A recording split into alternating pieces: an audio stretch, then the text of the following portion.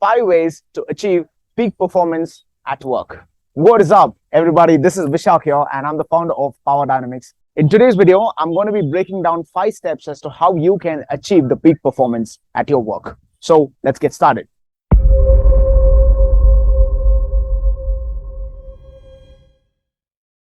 What exactly is the peak performance? The way that I define the peak performance is the concentrated flow state. So there is something called as a flow state where you actually get to work and you keep working for a prolonged period of time, and then you get into a zone where the time doesn't exist, and that's where you don't feel thirsty, you don't feel hungry, you don't feel tired, you don't feel like literally nothing, and you and the work, it's just flowing. That's called as a flow state. Now when you get into the concentrated flow state, right, that is where the creativity, the creative juice starts flowing, your brain is at the maximum performance, and you get a lot of things done. It's not just about getting things done, but it's also about the output, right, to make a difference, a positive impact from the work that you're doing. But there is a problem to this. There's a huge problem to this, and I'll tell you what that is. Trends like TikTok, which is of course banned in India, thank you Indian government, and Instagram Reels have heavily shortened the attention span for every human being. Okay, in 2021, 2022, it is less than 4 seconds. And this, according to my research, has a great chance for you to develop the ADD or even ADHD, attention deficit disorder, or attention deficit hyperactivity disorder. Now, what exactly happens when you are constantly scrolling one after the other, right? What's going to happen is your brain, there's something called as the dopamine receptors, which is responsible to, pump up the dopamine. Dopamine is a feel-good hormone. You're anticipating something good, and then, while you are thinking about it, while you are anticipating, that is when you are achieving the pleasure. Think about the sex, think about the food, think about the good things that is going to happen to you, right? So that's where the dopamine kicks in. Now, the drugs or any of the addictions will also keep the dopamines up. Now, the problem with the social media is, like, when you keep scrolling all the time, the attention span gets reduced, but because the dopamine receptors are getting ruptured, that means it's getting damaged. Okay, now when this happens for a period of time, the longevity or the patience or the concentration on any effort that you take is going to reduce it. This is going to directly affect your brain's performance to a great extent. That is why you're not able to sit and concentrate for 1 hour or 2 hours, or I don't know, whatever the time that is. Are you getting the point? Now, how do you do this? Now, I don't want to sit and say that, okay, drink some coffee and then, get to work and all of that. Okay, I just want to give you some of the unconventional and the conventional methods for how you can achieve the peak performance at your work. Okay, you guys are ready? Okay, now, the first one is your sleep. This is huge.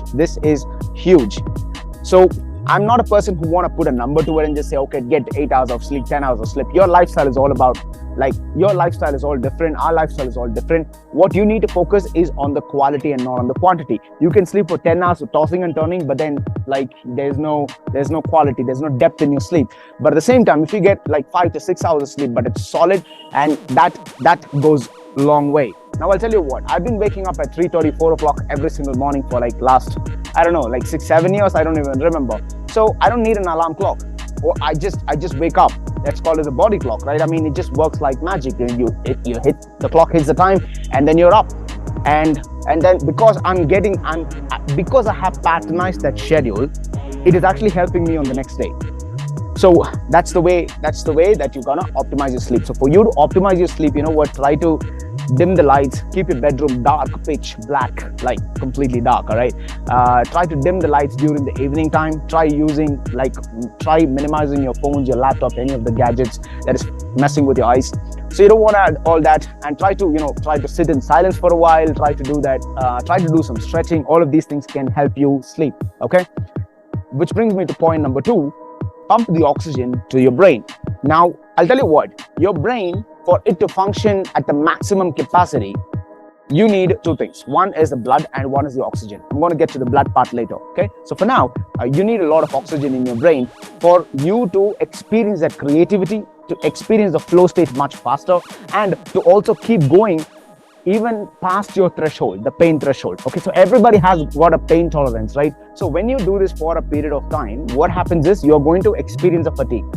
So when you have a lot of oxygen, when you have enough oxygen in your brain, what is going to happen is that pain threshold is going to be crossed. That means it is highly impossible for you to feel that fatigue in the first initial minutes or probably initial hours. So you need to get a lot of oxygen in your brain just before you begin a task or just before you begin the day. Now, how do you do this? You can do in two ways. One is that you got to do the physical activity. When I say physical activity, I'm not talking about a heavy gym session going and pumping the iron. I'm not really talking about that. Well, you can do that, but I'll tell you something more optimized.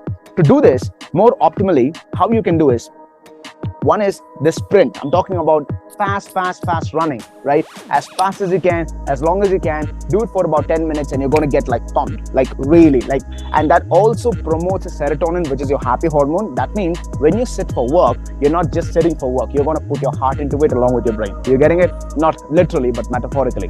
That's the first one. The second one, how you can pump more oxygen in your brain is by doing the rapid breathing. When I say rapid breathing, it's all about you got to breathe in, breathe out rapidly, like, and you got to do this like for at least for 70 to 100 times, like inhale and exhale as much as you can, as fast as you can.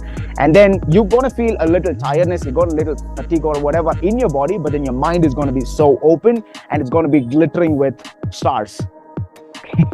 That is the second one, oxygen in your brain. The third one is pumping more blood into your brain. Now, you don't need more blood in your brain, but you need optimum amount of blood in your brain. This one, along with the oxygen, is going to throttle your brains to the maximum capacity. This is where the greatness is happening. When I say greatness, yes, I could be sounding a little flashy, but I'll tell you what, for you to experience something different and for you to do something unique that people don't do, you need to make your journey so unique. With your experiences, there's something else coming out of that. I'm talking about the tunnel, I'm talking about the light at the end of the tunnel, but you get the point. Now, for you to do that, right, there are two ways. One is you can drink pomegranate juices, not juice, but pomegranate. It's a juice, it's a fruit, or however you want to consume it, you can consume it. Pomegranates and the beetroot. And if you're going to combine both, yes, that's going to give you a lot of blood flow and the blood circulation in your brain. So just imagine this, you have a good night's sleep and you get your workout done, and after that you're going to do your blood thing with your beets and pomegranates. What is going to happen? Your brain is going to be like, it's going to be like a rocket, and you are definitely going to skyrocket your performance. This is how you get to stand out from your work, by doing it uniquely. Which brings me to point number 4, is your workspace. And this is big. Now I'll tell you what.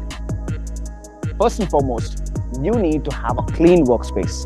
Keep it clean, keep it minimal. I'm talking about keeping clean, not coffee cups, empty coffee cups, papers, your clothes on the chair.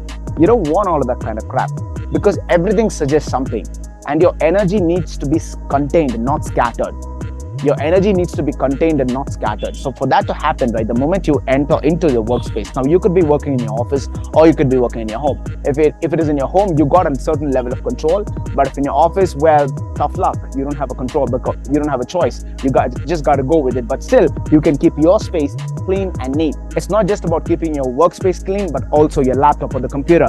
The moment you open it and then you have so much of icons staring at you, that's going to give your brain fatigue. So you don't want that. So you got to keep it clean and keep your folders organized. So when you keep your folders organized and you have your task very, very clear, you know exactly what you need to do, and that is how you're going to take a structured, organized approach, not random shooting in the dark. You don't want to do that, okay?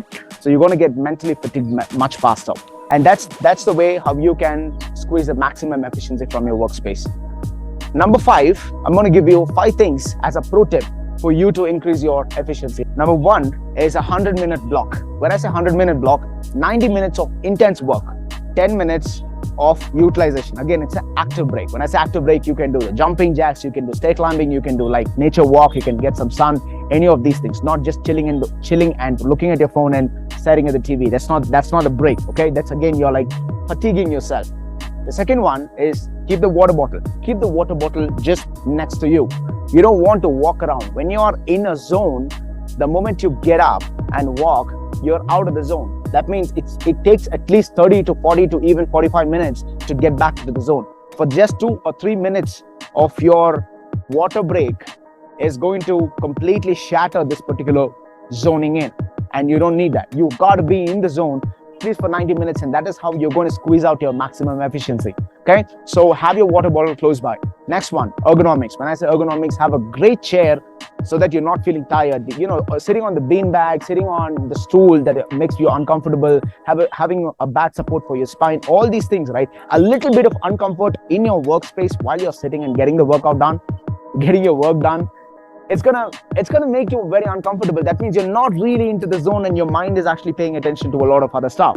If you're on the desktop or the laptop, what you got to do is keep the screen either straight to your eyes or above the eyes. This helps your eyelid to be more open than it is down. Okay, so when your screen is down, first thing is like your head is down and the eyebrows are almost half closed, and then it's bad for your spine as well. Okay, so when you have it towards the eye, to the level of your eyes, or probably even above, what is going to happen is you're going to look above. This helps your eyelids to open up. This helps you not to fall asleep. This helps you stay more active, and a lot of other benefits too. The last one is the ergonomics. When I say ergonomics, it's all about, you have the switches, you have other things. Everything has got to be close by. You don't want to just get up and cut out from your zone. You don't want to get up, take a walk, come back. You can do that during your break time. You don't want to do that while you're working. While you're working, your focus is on the focus. When I say that, your focus has to be getting into the concentrated flow state. That's how it is. And this video is not really designed for people who are having the hard physical activity. Like I'm talking about the construction workers or any of the physical labor, physical activity, right? Because first of all, the technological advancement is like drastically reducing the physical activity.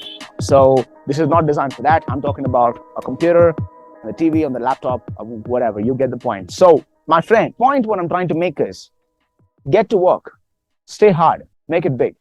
Peace.